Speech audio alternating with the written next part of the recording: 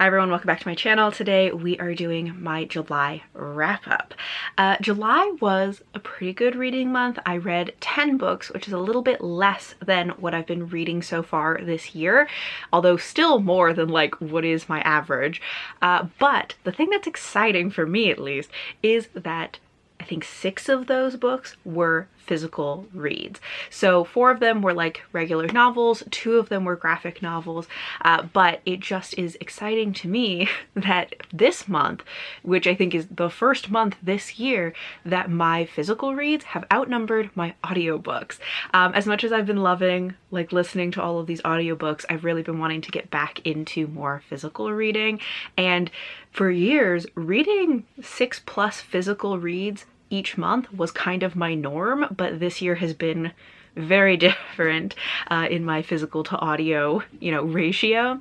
Anyways, that's just to say, I'm very happy that although I read fewer books overall, I read more physical books, which is the direction I want to be going. Also this month, only one of my audiobooks was a contemporary romance, which with the way that my reading has been going so far this year is an anomaly. Once again, not that I haven't enjoyed reading all of this contemporary romance, but that's not my usual reading, and so it is also interesting to me that this month I kind of went more in a fantasy direction, which I'm also pleased with. So let's just dive into it. I don't have as clear of a genre split this month, so we'll just kind of go through these in whatever order makes sense to me. I'll start off with a cozy fantasy. Oh no, I have a stack of books and I just almost tipped them all over. Okay, we'll start off with that I finally got to Kill the Beast by Sarah Swift. This is a cozy adventure fantasy about a girl who is a monster hunter, and her quest is to kill a specific monster who's kind of like the big bad of like all of these monsters, all of these fairy monsters, because it killed her brother years ago. She is hired by this strange and whimsical rich man to kill this beast, and then the two of them have to work together to create the perfect weapon to kill the beast, but they are kind of unlikely companions and have to learn to work together and maybe become friends along the way. And I enjoyed this. It's not very long. I was reading this while I was on vacation, and I think that this was a good one to read on vacation. I actually had started reading a different book, which I'll get to later, which I was enjoying, but was just like slower, a little denser than this, and I was like, this is not what my brain can focus on. So I switched over to Kill the Beast, and I think that this was a good choice. It is fun and cozy. I don't think this is my favorite cozy fantasy. I did feel like the way that the characters were written were maybe a little too telling, a little too on the nose, a little too just laying out for you the character emotions and motivations in such a way that then as you see their feelings or motives change over the course of the book, it didn't feel as natural to me because it was being so explicit of like, wow, and suddenly my feelings have changed, instead of just letting it feel like it's naturally evolving. So I did find the characters to be endearing, but I didn't feel like very emotionally attached to them or to their emotional arcs and the friendship that they were developing. So I think that this one was fun. It was good for, what I wanted at the time, because I wanted something that was just a little bit lighter, and like a cozy adventure fantasy was great for while I was on vacation, but not a favorite. I think that I would consider reading more from this author in the future. However, I don't know if I would buy a physical copy of a book from them again. I probably would want to read another, like I would give it another try if I could like get the audiobook from my library. That's my like level of commitment here.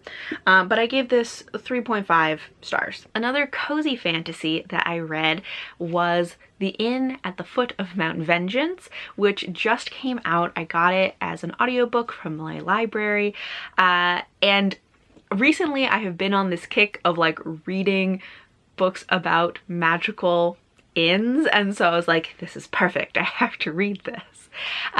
But this is about a scholar who has been assigned a project that he doesn't particularly want, but he's gonna do it to the best of his ability, and so he is going from the big city out into the middle of nowhere to investigate this little inn that is at the foot of Mount Vengeance, which supposedly is a mountain that has a dragon on it. Oh, did I just drop a book? Okay, I saved it.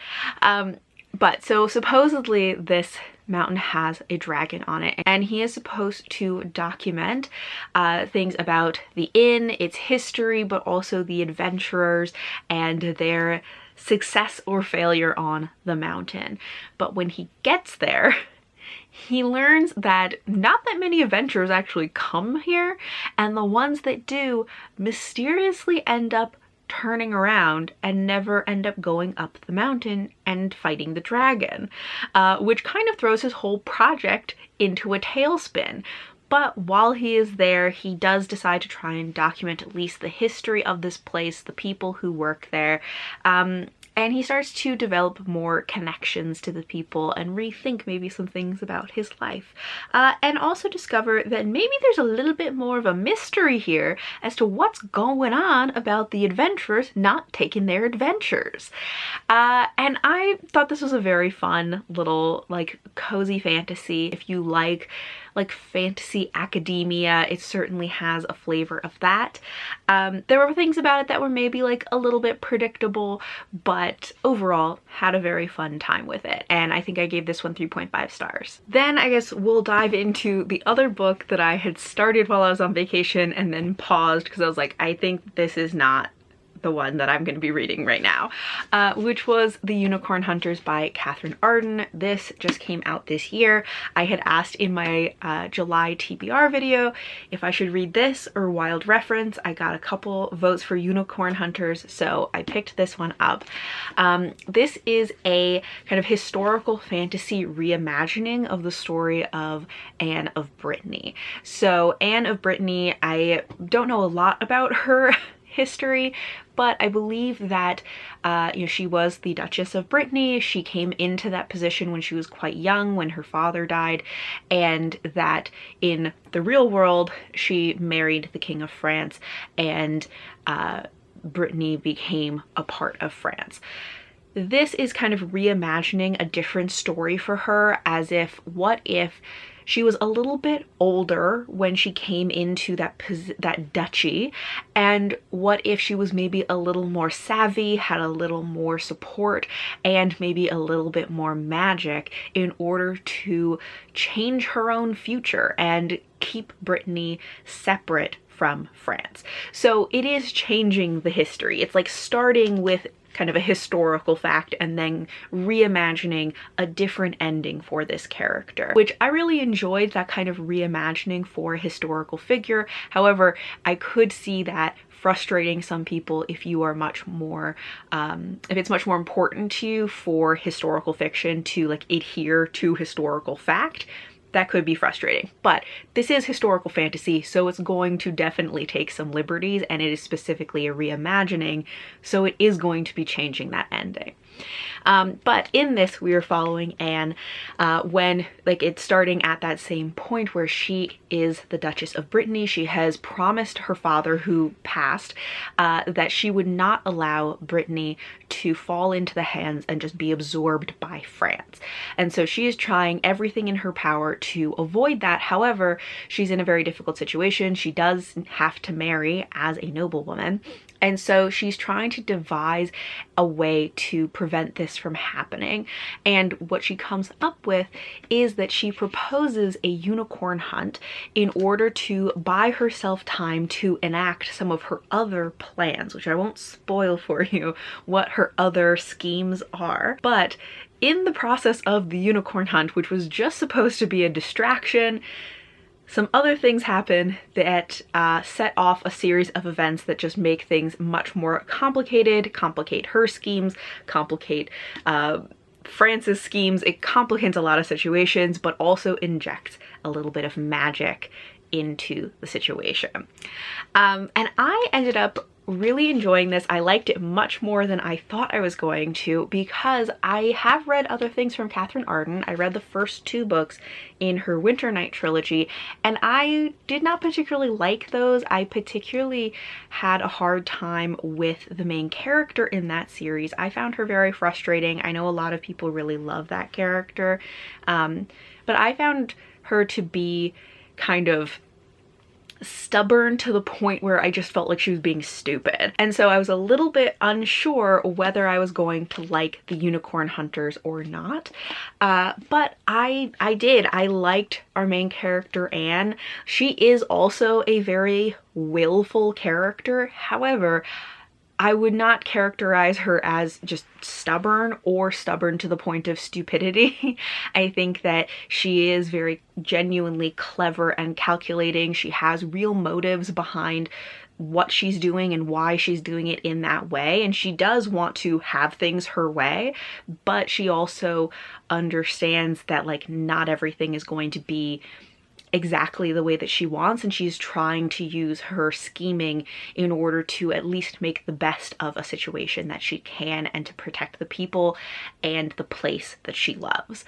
And so I did really enjoy her, that I thought that she was very willful, but in a way that felt clever and sympathetic. And I just was much more engaged with her character. I did feel like this book kind of like the first half feels very different from the second half to me, because the first half of the book is very like historical fiction. There's a little bit of magic, there are diviners, they see a unicorn, like all of that, but it is much more like political, kind of setting up all of the pieces. It's slow moving, and it feels much more like historical fiction with a little bit of magic sprinkled in. The second half, the kind of magic of it really amps up, and it starts to feel much more like a kind of dark, whimsical fairy tale in a way that reminded me of all of those like weird dark fantasy movies from like the 80s, and I just really enjoyed that. So I think the first half is kind of where I ended up pausing it for a while, because as much as I was enjoying it, like I like Katherine Arden's writing. I wouldn't describe this one as like super atmospheric, but like she's a good writer, like she can write for sure. And so I was enjoying her writing. I was liking Anne's character. I like some of the side characters. I was rooting for Anne to like create this new life for herself, but it was slow, and it's not like a quick breezy read, right? It's something that like it just takes a little more mental effort. And so I paused it while I was on vacation. And then as I got into that second half where like the plot is more coalescing, you get more magic, and it feels more like that dark whimsical fairy tale, I was having a great time. Personally, I did kind of wish that the book ended like 40 pages sooner and had a more open-ended ending, because that's just my preference. However, I do understand like why those last 40-ish pages were there, because for one thing, it just makes some connections for the story that are, I guess, necessary, but more importantly, I think those last 40 pages are where we kind of get that last step of Anne's character arc. She has some like realizations and makes this kind of like final step for herself. And I think that that is very important for her personal character arc, but just as like a storytelling structure, I personally prefer a more ambiguous, open-ended ending, but that didn't like change my overall enjoyment or rating of the book. I have seen some people be disappointed with the quantity of unicorn in this book, which I do agree, they're for being called the unicorn hunters, there is actually very little unicorn hunting going on, and maybe not as much unicorn as you would expect, but that did not bother me personally. Also, something that I enjoyed about this is that I did not know that this was going to involve a story that I have read a graphic novel of before. So it mentions the city of Ys, or in this they call it Caris. And after reading this, I reread a graphic novel that retells the story of Ys, which I will talk about in just a second. But to wrap up the Unicorn Hunters, I definitely had fun with this, liked it more than I expected to. I gave this 4 stars, and now I do feel like, you know, if Catherine Arden comes out with more books that sound interesting to me, I feel more confident trying those. So that's exciting to me as well. Okay, and then so the graphic novel that I reread is The Daughters of Ys by M.T. Anderson, illustrated by Joe Roy? I'm not sure how to pronounce that. But this is a retelling of the story of Ys, which is this magical city that has some kind of dark magic underneath, like underlying it. In this version, there are 2 sisters. I think in the version that is told in The Unicorn Hunters, there's only 1 daughter in it. In this one, the king has 2 daughters, one of them who does not want to be involved with like the ruling of Ys, and the other who is involved, but that means that she must do some terrible things in order to keep this magical city afloat. And the magical deals that her parents made are now coming back to collect, and it is gonna cause problems. Now, this one, I think that there are things about it that are like things about the ending that I always find a little bit frustrating. However, it's like, it feels like how some of these fairy tales end. So I'm like, I actually, you know, I should have looked up the actual fairy tale, because I wonder how much the ending aligns with the original fairy tale and how much was changed, because there are things about the ending that I'm like, this doesn't feel fair. But that might be how the fairy tale ends. I don't know. But overall, I enjoy this graphic novel. I read this a few years ago and I was glad to be reminded of it. It is a weird, dark little story, but I like the art of this. And yeah, I just really enjoyed this, and it was very fun to come back and read this because I saw it referenced. I saw this story referenced in The Unicorn Hunters. Next, let's talk about my other reread of the month, which was The Raven Boys and the Dream Thieves by Maggie Stiefvater. My original plan was that I wanted to reread the entire series in July and like kind of document my thoughts of my reread, because it's been quite a few years since I have read this, which is one of my favorite series of all time. But that didn't happen. I only read the first 2 books, and like, that's fine. I will read the next 2 books in August. But I have been loving this reread. This series has certainly held up for me. It is also very fun for me that apparently the last time I read this, I pretty heavily annotated these books with a lot of opinions about it. So it's been very fun to read through those annotations again, see what my thoughts were on previous reads, add some new annotations this time around. I feel like, you know, if I keep going this way, eventually like every line in these books are going to be underlined and every margin is going to be filled with like a lot of feelings about these characters, because I do just love them so much. I think on this reread, because I'm doing kind of a closer reread, and because this is, I think, the 3rd time I'm reading these books, so I'm not just being like swept away by how much I love the characters, although I do love them. I am kind of reading this more for like those bigger themes, especially because I know where the story and the characters are going.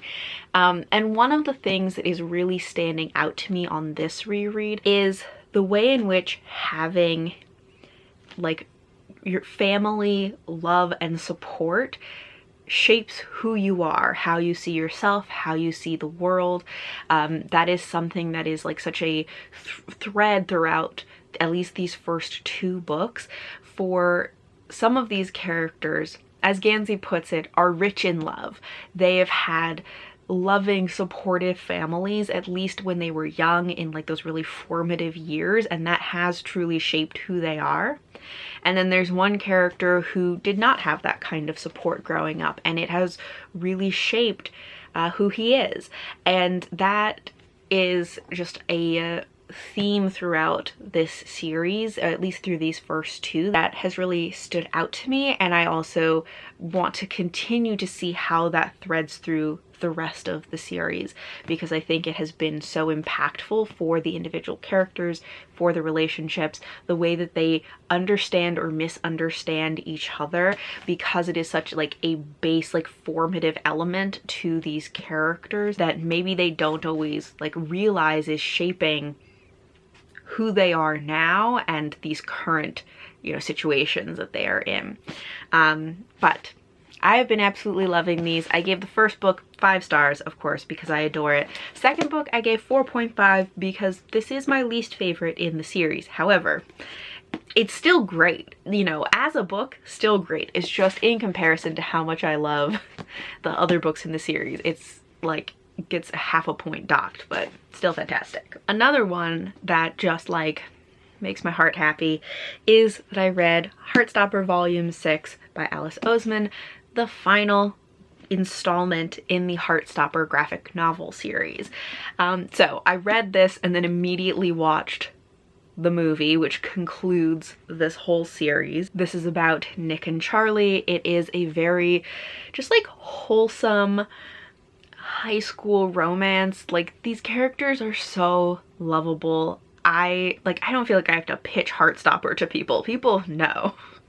This series is just so sweet, so wholesome. These characters are so lovable, and not that it doesn't tackle difficult things. I think that one of the things that was interesting about this one is that it did go a little more into Nick's feelings about things and some of the ways in which maybe he needs to grow, and especially how he feels like he doesn't really know himself or can really be himself by himself, and how that's impacting his relationship with Charlie, and also how Nick feels like he kind of always has to be happy, always has to be perfect, always has to be like fine. And even when like the people who love him in his life want to help him, and allowing people to care for you is allowing them to be close to you, and that Nick has to kind of learn that, how much people want to help, and that he doesn't always have to be fine. So this was a delightful conclusion. Like, this is a great series. And yeah, I had a great time reading this and watching the finale. I also listened to the audiobook for The Butterfly Assassin by Finn Longman. So Finn Longman wrote The Wolf and His King, one of my favorite books of the year. And so I wanted to go back and read some more of their backlist. I think this is their only other like series. It is a YA kind of like alternate history dystopian thriller. So like not really my genre, but I wanted to see what it was like just because I enjoyed their more recent work so much. So this takes place in kind of an alternate universe where I think, now I'm doubting myself, I think it's Yorkshire kind of like defected and became its own little country that is run by these like assassin guilds, and then they sell their services to other countries to assassinate people. And our main character has been raised within one of these assassin guilds. Her parents work for the guild, and she was actually part of a secret project where they were training children and like young teens to be assassins, which technically they're not supposed to be doing, as part of like an agreement between the guilds, but obviously they weren't listening to that. At this point, she has escaped. She is trying to start a new life, and her attempts to start a new life kind of go awry, and she realizes that she is in danger and she has to figure out how to save herself. I don't want to like give too much away about like what happens in this, but I think for me, this is a type of story that just like isn't for me. As I said, it is what I say, YA dystopian thriller, which is not really my jam. And that's fine, because while I was reading this, I think it was maybe like 20% into the book, and I kind of was like, when is the plot starting? I'm confused. And then I went and I reread the description of the book, and I was like, this is the plot. Okay. Recalibrating how I feel about this. And it's not because the book wasn't good. I think it's because I am not used to reading thrillers. And so to me, what constitutes like a plot is much more character focused, or if it's plot focused, is usually much more like grander stakes, or like, I guess it just wasn't clicking to me what the plot actually was because of my expectations of what constitutes a plot. This is, I guess, quite plot focused in that our main character has a clear goal of like trying to save her own life and like survive in this specific situation. But it takes a while for her for it to really incorporate other characters. Our main character is quite isolated, like emotionally isolated. There are people around, but she doesn't trust anybody, which makes sense. But I think that I was finding it hard to kind of get invested in her as a character because there were not really other people that she was invested in or that they were invested in her until like a little bit later on in the book. I don't know. This is one that I don't feel like I can really judge as to whether it is good or not, because I think it's just so not my thing. I gave it 3 stars. I think that as far as I can tell, for what it is, it was doing fine. That's my evaluation. And then my last novel that I read was Savor It by Tara DeWitt, which was my one contemporary romance. And in this, our main characters, it's like a small town romance where one of the characters is a chef. I feel like being a chef is like a major career in contemporary romances, or at least somehow the ones I'm picking up, even though it's not necessarily a trope that I care about that much. But it takes place in this small town. One of our main characters, she's lived in this small town a long time and is very happy there. She has her little life. And then one day, a man moves in temporarily, rents the house next door to her. Him and his niece, I think, who he is like a legal guardian for. They move in. He is a chef. He is there to help kind of establish a new restaurant in this town and get a feel for the locals and what kind of vibes they would be into in a restaurant. And then, of course, the two of them fall in love. And I feel like this is a very vague description because honestly, this one did not stick in my brain. I gave it 4 stars. I enjoyed it. I don't remember that much about it. So I don't know. I think that I feel like I would read more from this author. There are more books in this series. I'll probably read them at some point when I'm in the mood for a contemporary romance. It is not one that like really stands out to me as exceptional. I also apparently didn't take any notes on it, so that doesn't help me. But yeah, so I gave it 4 stars, but also remember almost nothing about it. And then my final book is a nonfiction. This is the second month in a row that I have read a nonfiction, and I'm pretty excited about it. Not that I'm going to become a prolific nonfiction reader, but I used to read at least a little bit of nonfiction here and there, and I really haven't been in recent years. And so I'm just happy to kind of be getting back into that a little bit.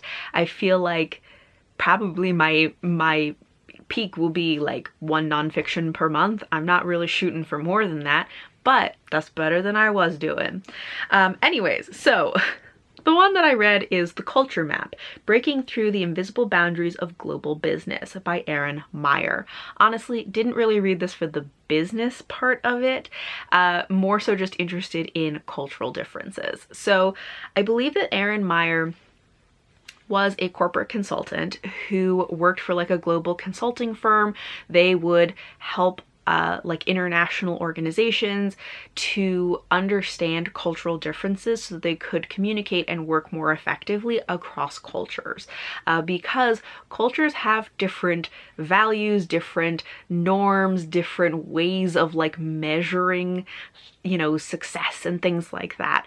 And so she has these kind of 6 dimensions of how to measure different cultures and how to map them on these kind of scales, right? So where do they land? One of the examples they have is like high context cultures versus low context cultures. So a high context culture would be one that assumes a lot of shared history and a shared understanding culturally, and so a lot goes unsaid. There's a lot more subtext, a lot more that you're supposed to just kind of know from context.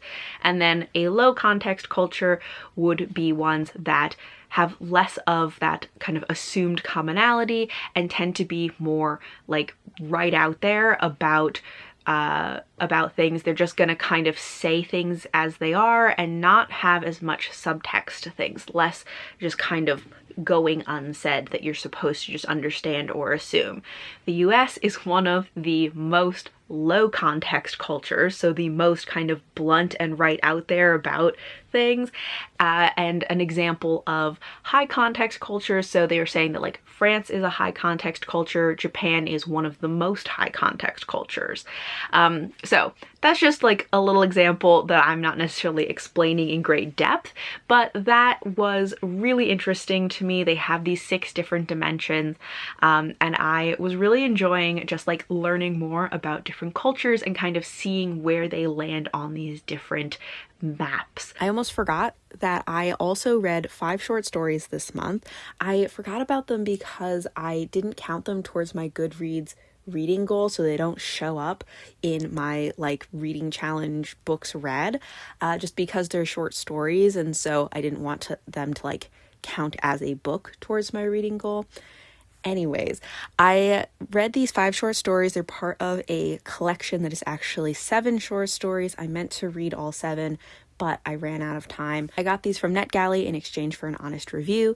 I don't usually use NetGalley or do ARCs very often, but I was on there recently when I was looking around for new releases for the second half of the year just to see if there's anything that I had missed, and I saw that now NetGalley does audiobooks, which I didn't know that they did that, and so this has kind of ignited my interest in them because I don't particularly like reading ebooks, but I do like an audiobook. So anyways, this is beside the point, but I got 4 of these as audiobooks. One of them I did read as an ebook. I've kind of lined these up in order of my most favorite to least favorite, as you can see by the star ratings. I'm not going to go too in depth on these because they are some pretty short stories, but I have Goodreads reviews for each of them, which I will link in the description if you want more information. But my most favorite was obviously A Labyrinth of Honeybees. I felt like this one was the most like cohesive story. I was interested in the characters and what would happen in this world after this story. All of these are meant to be like fantasy mysteries. Most of them lean cozy, except for Lion's Tusk. But I think A Labyrinth of Honeybees felt the least like traditional mystery. Like there is a mystery in it, but it's not like, it doesn't feel like genre mystery, which might also contribute to why it was my favorite. But second favorite was the Wednesday Witches book club. I thought this one was very like cute, cozy, had a good balance of sleuthing and then actually figuring out the mystery. Lion's Tusk takes place in the same world as Robert Jackson Bennett's The Shadow of the Leviathan series, which I've read the first book for, so that probably also helped, having that familiarity with the world. I don't think that you have to read the rest of that series in order to understand or enjoy Lion's Tusk, but I probably helped that I already was familiar with this world. Miss Gentle and the Case of the Very Flat Monk. This is actually the one that got me interested in reading these short stories to begin with, because obviously there's a lady knight. And I think that this one has a lot of potential. It's something that I could see becoming like a series of short stories or like episodic novellas following this kind of quirky character solving mysteries. But in this one in particular, I just felt like it was a little too short, needed a little more sleuthing for it to be like a satisfying mystery. And then finally, The Wizard Who Kept Himself Suspicious. This is the one that I read as an ebook, and so that could potentially have affected the rating, because I do not enjoy reading ebooks. But also, I think two of the things that maybe drag down the rating for me, one is kind of the style of writing, which is intentional, I think, because it's about this like conclave of wizards, and the writing itself is kind of like humorously pompous. So it's an intentional choice, but it also is a little bit like annoying to read. And then also not enough sleuthing. It spends a lot of time setting up the wizards and the conclave, and then after the murder happens, it's a murder mystery. After the murder happens, the main character kind of just like stares at the body for a couple minutes and is like, I figured it out. And you're like, there was zero sleuthing. If it's a mystery, I need some sleuthing. But overall, like, it did have some like funny, quirky characters and like a fun premise and stuff. So like there are things about it that I liked, but it was my least favorite of the 5. So those are the books that I read in July. Let me know, what did you read in July? What is your favorite book that you read in the last month? It may be cheating, but my favorites were definitely The Raven Cycle, because it's a reread, but it was my favorite thing that I read. But thank you all for watching, and until next time, bye!